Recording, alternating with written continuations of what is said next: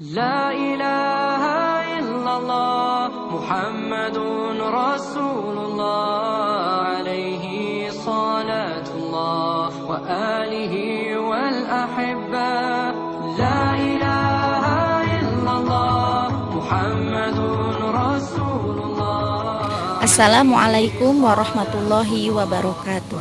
Alhamdulillahirabbil alamin. Nahmaduhu wa nastaghfiruh wa na'udzu billahi min syururi anfusina wa min sayyiati a'malina may yahdihillahu fala mudhillalah wa may yudhlilhu fala hadiyalah.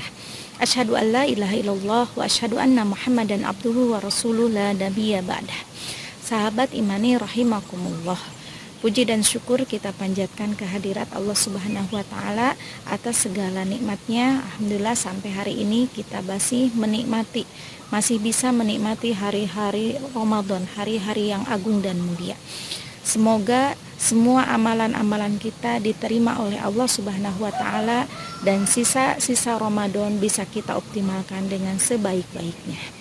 Sahabat imani rahimakumullah. Tema kajian pada hari ini adalah tentang tawakal. Sebagaimana sudah kita pahami dari berbagai literasi bahwa tawakal itu adalah menyerahkan semua permasalahan, semua kepentingan, semua hajat kita hanya kepada Allah Subhanahu wa taala setelah kita melaksanakan ikhtiar semaksimal mungkin, sehingga apapun yang menjadi keputusan Allah, yang menjadi takdir Allah itu tidak merasa kecewa atau tidak membuatnya sedih. Nah, dari definisi itu setidaknya ada dua syarat tawakal. Yang pertama adalah menyandarkan sepenuhnya semua permasalahan hanya kepada Allah, tidak mengandalkan ilmunya, pengalamannya, kemampuannya, hartanya, kekuasaannya.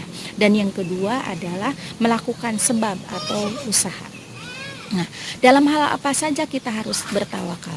Tentu sebagai seorang muslim yang baik, seorang mukmin, kita harus bertawakal dalam semua urusan kita, baik dunia maupun akhirat, dalam ibadah kita, dalam bekerja, dalam berbakti kepada orang tua, dalam taat kepada suami, dalam mendidik anak, dalam bermasyarakat, ataupun bagi kita sebagai seorang daiyah dalam berdakwah, bagaimana mengajak orang ke dalam agama Islam ini.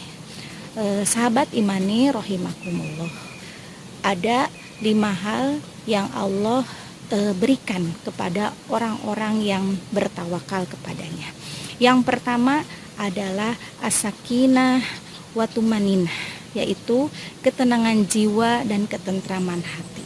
Nah, buah tawakal yang pertama ini membuatnya dia merasa aman di saat yang lain takut.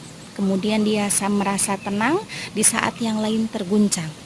Orang yang tawakal juga dia yakin di saat yang lain bimbang, dan dia memiliki rasa penuh harap di saat yang lain hilang asa. Nah, contoh keadaan ini bisa kita lihat dari kisah-kisah yang telah Allah berikan dalam Al-Quran. Contohnya ketika Nabi Musa alaihissalam, beliau dikejar oleh tentara Fir'aun. Nah, bagaimana ketentraman dan ketenangan beliau rasakan. Ketenangan jiwa dan ketentraman juga dirasakan oleh Nabi Ibrahim ketika beliau dilemparkan ke dalam api. Begitu juga ketenangan dan ketentraman juga dirasakan oleh Nabi Muhammad SAW ketika beliau sedang berlindung di Gua Sur saat itu ketika dikejar oleh kaum Quraisy. Begitu juga ketenangan dan ketentraman dirasakan oleh Ibunda Hajar bersama Nabiullah Ismail yang masih kecil ketika beliau ditinggalkan di lembah yang tandus. Buah dari tawakal yang kedua yaitu al-quwah atau kekuatan. Ini berupa kekuatan mental yang membajak ketika menghadapi tantangan yang begitu berat. Ini bisa kita lihat dari sikap para nabi ketika berdakwah. Misalkan Nabi Nuh dalam Quran surat Yunus ayat 71-72. Kemudian kisah Nabi Hud dalam surat Hud ayat 54 sampai 56. Kemudian kita juga bisa melihat bagaimana heroiknya gitu ya para sahabat Nabi dalam perang Khandaq ataupun dalam perang-perang yang lainnya yang sudah kita ketahui gitu. Rata-rata perbandingan prajurit kaum Islam dengan kaum kafir itu rata-rata 1:3. Ya, seperti subhanallah itu kalau tidak memiliki ketawakalan yang tinggi kepada Allah secara perhitungan manusia perbandingan yang mustahil bisa mengalahkan pasukan yang besar seperti itu. Buah tawakal yang ketiga yaitu al-izzah atau kemuliaan. Al-izzah ini yang mengangkatnya menjadi ke tempat yang mulia ya, seperti raja, tapi tentu bukan raja dunia. Kalau raja dunia dia butuh pengikut, dia butuh pembantu. Ya, dia takut akan kematian, dia takut kekuasaannya hilang. Nah, tapi raja di sini adalah kekuasaan yang diberikan oleh Allah. Karena orang yang bertawakal ini hanya membutuhkan Allah. Allah cukup baginya. Allah sebagai walinya, Allah sebagai pelindungnya yang akan memperhatikan semua urusannya. Gitu. Dan al-izzah ini gitu ya, tidak didapatkan dari manusia, dari kekuasaan, tapi hanya diraih dengan mengetuk pintu al-aziz ini. Buah tawakal yang keempat adalah ar-ridho atau kepuasan. Ya. Dengan keyakinannya yang penuh akan sifat Rahman Rahim, kemahabaikan Allah, keadilan Allah, kebijaksanaan Allah, serta sifat-sifat Allah yang lainnya ya, menjadikan dadanya lapang dan hatinya bertambah luas ya, sehingga dengan lapangnya dada gitu ya, hatinya yang bertambah luas membuat setiap keadaan itu dia syukuri. Para ulama berkata, kapanpun engkau ridho kepada Allah sebagai wakil, sebagai pelindung, maka akan engkau temukan jalan menuju semua kebaikan. Seberapa besar prasangka baik kita kepada Allah, sebesar itu pula kebaikan yang akan dia dapatkan. Ini indal dhonni abdi bibi, seperti itu.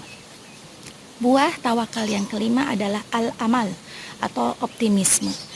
Optimisme ini berupa harapan yang tak pernah padam ya dalam menghadapi masa depan. Betapapun pahitnya kenyataan yang sedang dihadapi hari ini. Ya, bagi seorang yang bertawakal tidak ada celah untuk putus asa.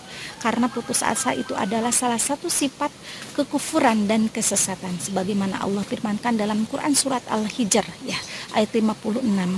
Dan bagaimana sifat optimisme ini dicontohkan oleh Nabiullah ya, Nabi Yakub dalam mencari Nabi Yusuf ya, dalam penantian yang begitu lama. Di beberapa keterangan disebutkan penantiannya itu kurang lebih 8 tahunan ya. Karena ketawakalan yang tinggi kepada Allah, meyakini bahwa Allah berkuasa ya, menjadikan dari satu kejadian-kejadian yang lainnya membuat Nabi Yakub ini memiliki sifat tawakal yang luar biasa, tidak putus asa seperti itu.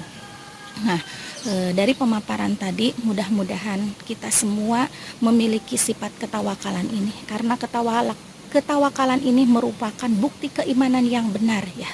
Orang yang bertawakal akan memperoleh kecukupan dari apa yang dibutuhkan, karena dia menjadikan Allahnya itu sebagai wakil dalam setiap urusannya. Orang yang tawakal juga dia tidak akan diganggu oleh setan.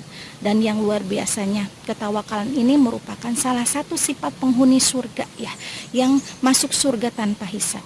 Dan yang paling luar biasa, sifat ketawakalan ini melahirkan kecintaan Allah. Seberapa besar ketawakalan seseorang, seberapa besar juga kecintaan Allah pada dirinya. Mudah-mudahan bermanfaat. Wallahu a'lam bishawab. Wassalamualaikum warahmatullahi wabarakatuh. Muhammadun Rasulullah alaihi salatullah wa alihi